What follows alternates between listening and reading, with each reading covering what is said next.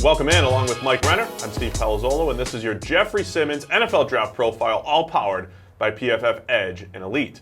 When we talk about Jeffery Simmons from Mississippi State, there's a lot of off-field discussions that we at least need to touch on. There was an incident in high school that will come up again during the draft process, also a torn ACL, but is strictly from an on-field standpoint. We're talking about a player that has top 10 type of on-field ability. Yeah, they're really, after Quinnen Williams, he probably has the fewest question marks on the field of any of these defensive tackle prospects. Extremely clean against the run, already showed it as a pass rusher, did it in the SEC against the best competition in the country. And from that perspective, as only a junior coming out, there's not a lot of question marks to his game. So I think he is a safe bet to translate if healthy. Big if. Torn ACL is going to drop his draft stock. It will drop his stock just a little bit, but when you talk about the value of maybe getting a first-round prospect if he falls either to the late first or into the second round, great potential value there for what he's going to have.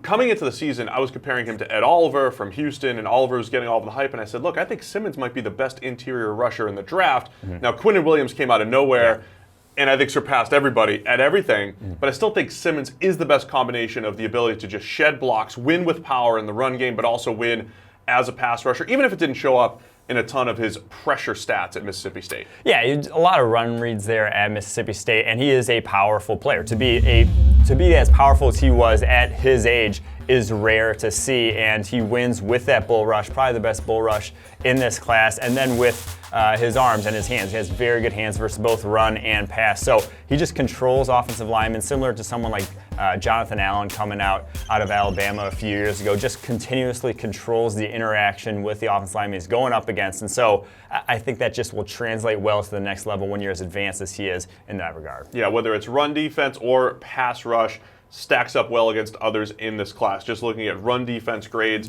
last year, top 5 type of player. He was even better as far as the ranking goes in 2017. Last year's win percentage, number 4 among all interior defensive players against those, versus those top guys, the Jerry Tillerys, the Quinnen Williams, the Christian Wilkins of the world.